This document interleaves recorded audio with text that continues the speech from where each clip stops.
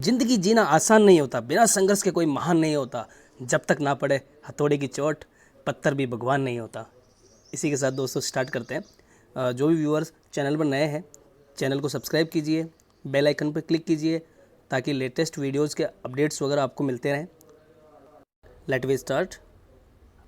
तो दोस्तों second part समझने से पहले आपको पार्ट फर्स्ट ज़रूर देख लेना चाहिए और just I will providing link, आपको ऊपर लिंक दिख जाएगा, तो दैट्स वाई फर्स्ट पार्ट को जरूर देखें। तो स्टार्ट करते हैं वीडियो। तो देखिए दोस्तों, ओम का नियम हमने पढ़ा था। ओम के नियम में क्या था, V समानुपाती I होता है। तो यहाँ पर एक नियतांक था R। तो R इंडिकेट करता है प्रतिरोध को, ठीक है। प्रतिरोध का ऐसा ही मात्रक जो हमने बताया था वो क्या था, ओम था। अब देखिए यहाँ पे प्रतिरोध होता क्या है। देखिए, जब किसी चालक से विद्युत धारा प्रवाहित होती है, किसी भी चालक से क्या प्रवाहित होती है, विद्युत धारा जब प्रवाहित होती है, तो विद्युत धारा के प्रवाहित होने पर उसमें क्या होगा, आवेशों का प्रवाह होगा।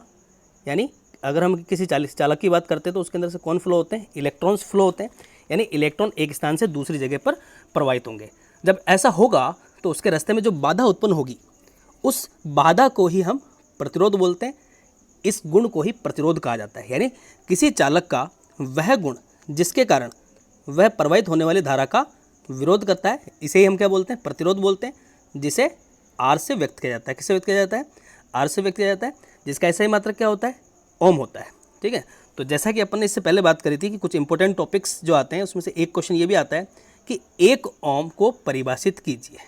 किसको परिभाषित कीजिए, एक ओम को परिभाषित कीजिए। तो एक ओम क्या होगा, तो सबसे पहले आपको ओम के नियम, उससे आपको सूत्र पता होना चाहिए। क्या सूत्र होता है, V = I R होता है। हमें निकालना क्या है, एक ओम जो कि R है। तो R बराबर क्या हो जाएगा, V/I हो जाएगा। अब देखिए, जब हमें R की वैल्यू 1 चाहिए, R की वैल्यू कितनी चाहिए, 1, तो हमें V की वैल्यू भी कितनी होनी चाहिए, 1 होनी चाहिए, और I की वैल्यू भी कितनी होनी चाहिए, 1 होनी चाहिए। मीन्स अगर वोल्टा का मान 1 वोल्ट हो, धारा का मान 1 एम्पियर हो, तो उस चालक का प्रतिरोध कितना होगा, 1 ओम होगा। तो सीधी सीधी बात है दोस्तों। तो यहाँ पे क्या चीज़ है, ध्यान समझना एक बार। 1 ओम को परिभाषित करने के लिए किसी भी चालक के दोनों सिरों पर जो वोल्टा होनी चाहिए वो कितनी होनी चाहिए, 1 वोल्ट होनी चाहिए, और उस चालक से प्रवाहित होने वाली धारा का मान कितना होना चाहिए, 1 एम्पियर होना चाहिए। अगर ऐसा होता है तो उस चालक पदार्थ का जो प्रतिरोध है वो कितना होगा, 1 ओम होगा। समझ में आया बेटा, ठीक है। तो अब अगले टॉपिक की बात करते हैं।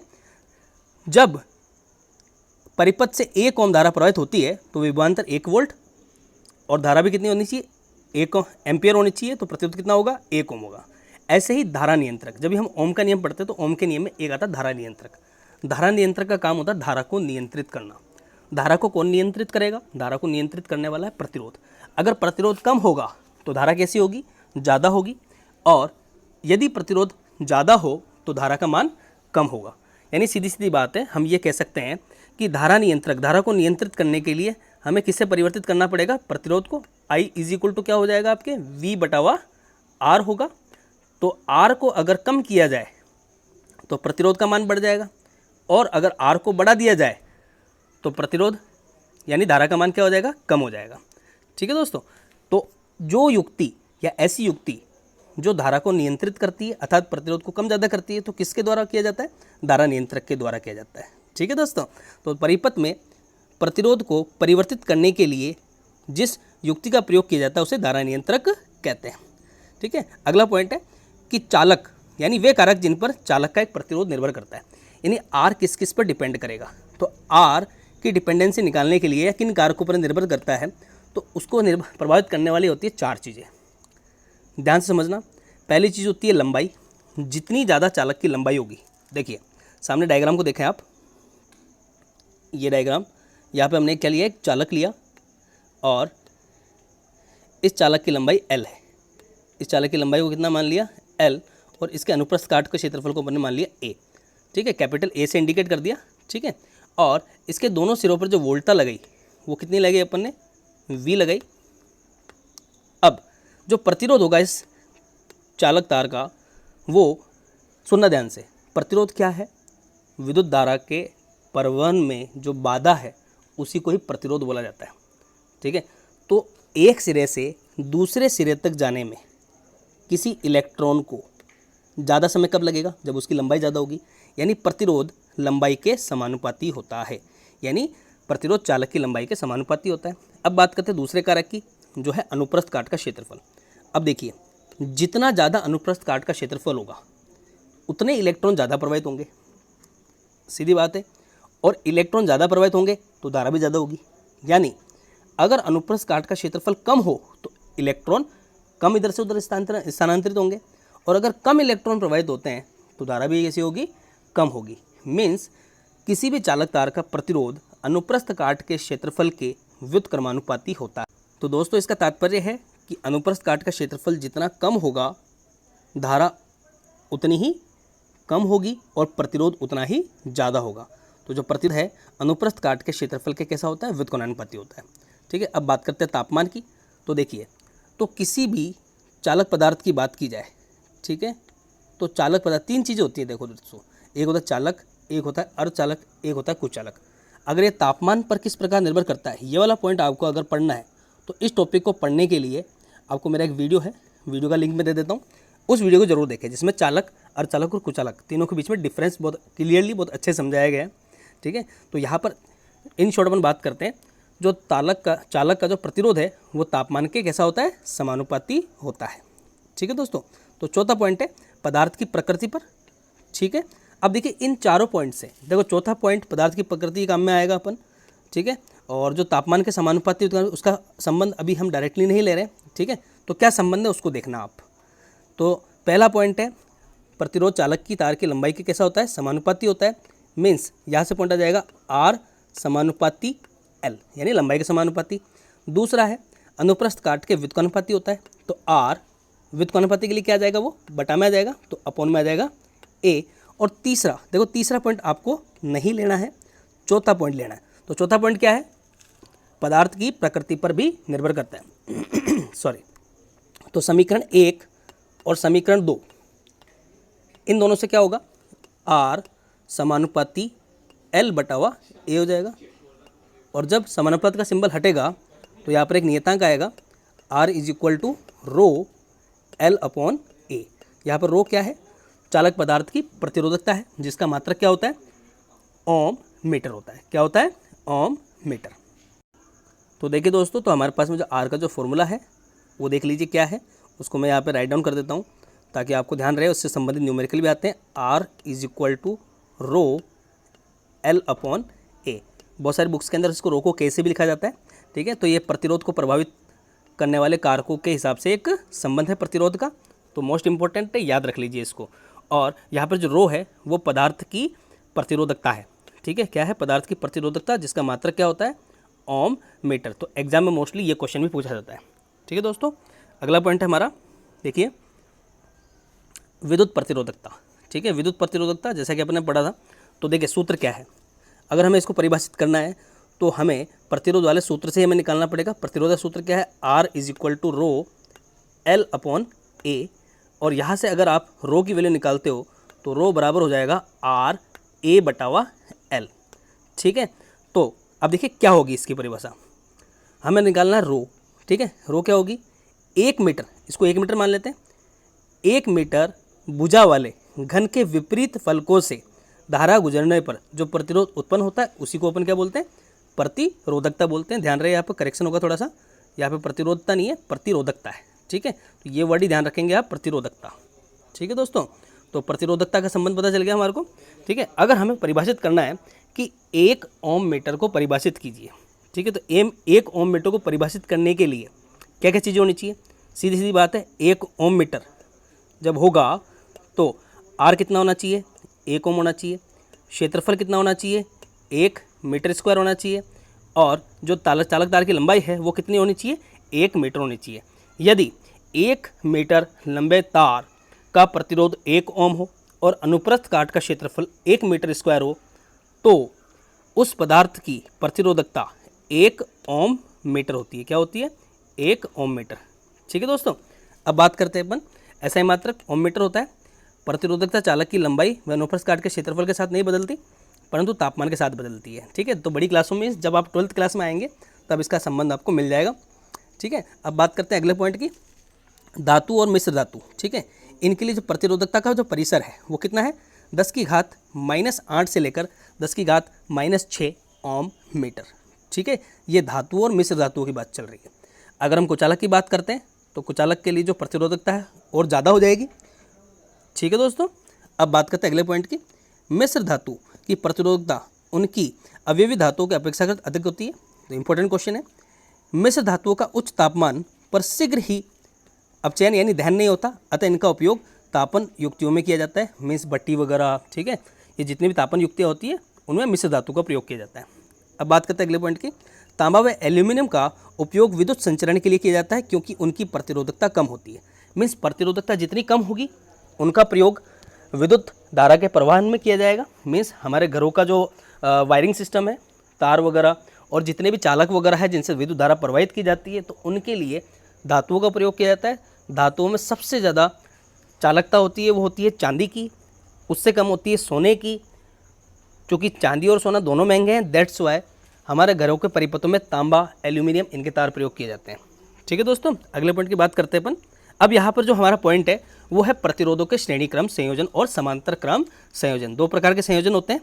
मीन्स यहाँ पे कॉम्बिनेशन होगा। यहाँ पे 3 प्रतिरोधों का संयोजन लिया गया है।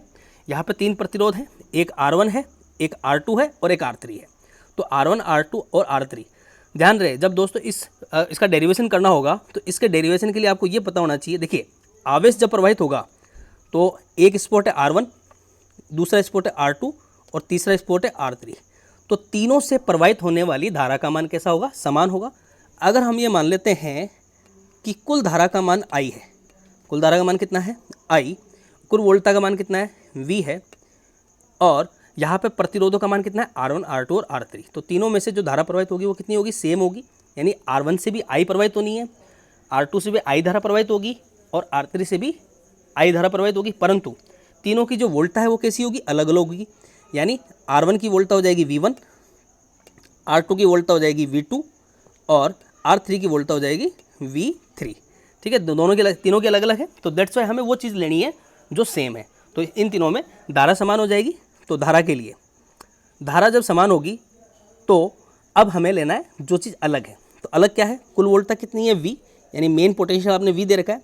दोनों को कितना मिला, एक को V1 मिला, R2 को V2 मिला और R3 को कितना मिला, V3, ठीक है। जब इसको सॉल्व करोगे तो आपको ओम का नियम लगाना पड़ेगा। V इज इक्वल टू क्या होता है, I R होता है। तो V is equal to IR जैसे आप पुट करोगे तो पुट पढ़ने के बाद में V1 की जगह वैल्यू आ जाएगी IR1, V2 की जगह आ जाएगी आपके IR2 और V3 की जगह आ जाएगी IR3। क्योंकि धारा तीनों में सेम है, प्रतिरोध तीनों का अलग अलग है, इसलिए IR1, IR2 और IR3, ठीक है। तीनों की वैल्यू अपन पुट कर देते हैं यहाँ पर। तो जैसे तीनों की वैल्यू आप पुट करोगे तो तीनों में से I कॉमन निकल जाएगा। जैसे आप I को कॉमन निकालते हो तो अंदर क्या बच जाएगा, R1 बच जाएगा प्लस R2 बच जाएगा प्लस R3 बच जाएगा। चूँकि वहाँ जो V की वैल्यू है, जो मूल विभव है, जो टोटल पोटेंशियल है, वहाँ पे भी उसके प्रतिरोध को अपन R बोल देते हैं। तो ये किसके बराबर हो जाएगा, I R के।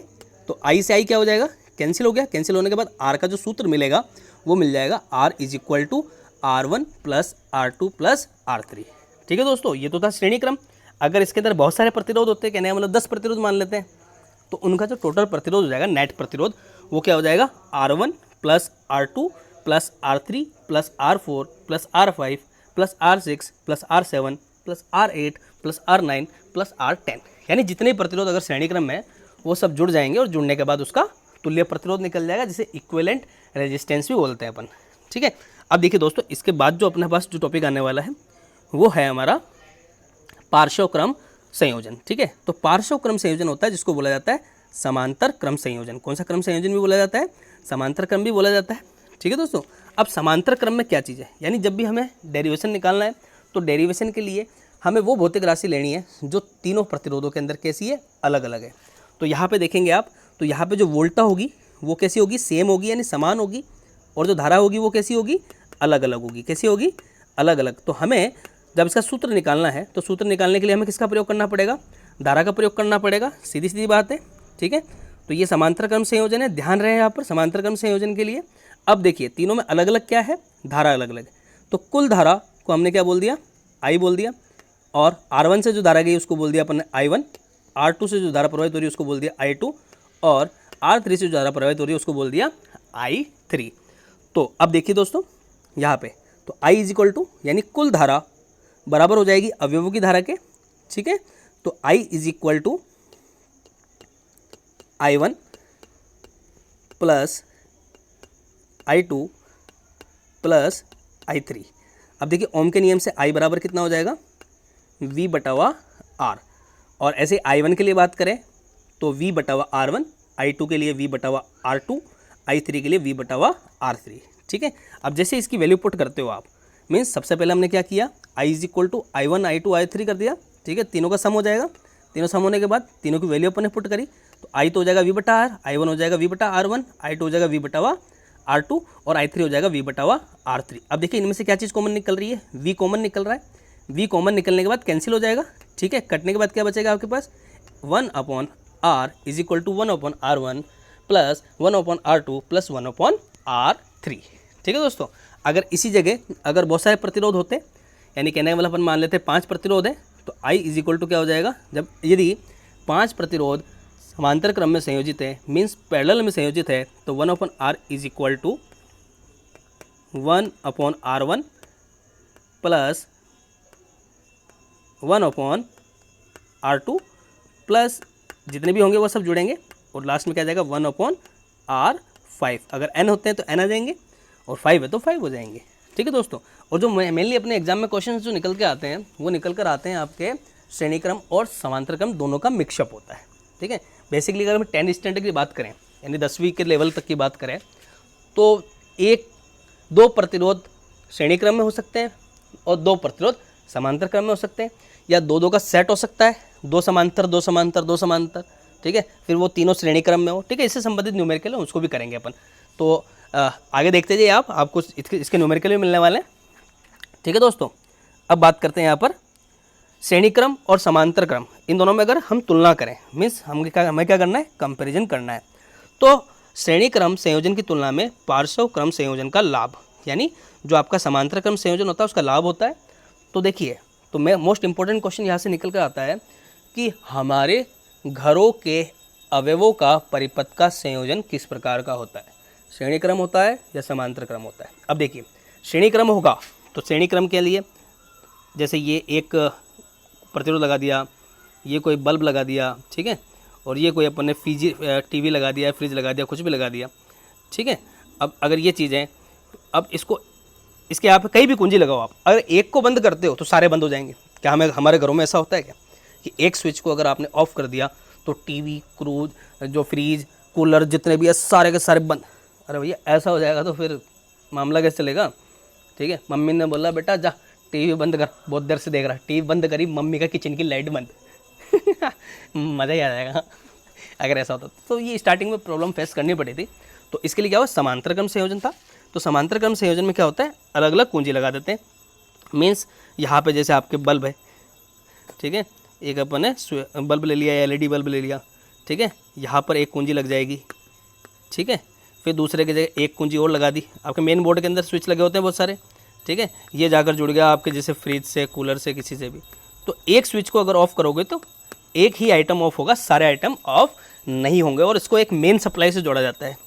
किससे जोड़ा जाता है, एक मेन सप्लाई जो आपके मेन घरों के मेन जो जहाँ पे आपका एंट्रेंस होता है वहाँ पे बोर्ड वगैरह लगे हुए होते हैं, वहाँ मेन सप्लाई होती है, ठीक है। यानी मेन वोल्टा जो होती है वो आती है। जो हमारे घरों में कैसी वोल्टा होती है, AC वोल्टा होती है, यानी प्रत्यावर्ती वोल्टा होती है, और जिसकी फ्रीक्वेंसी कितनी होती है, 50 हर्ट्ज होती है। कितनी होती है, 50 हर्ट्ज, यानी 50 हर्ट्ज।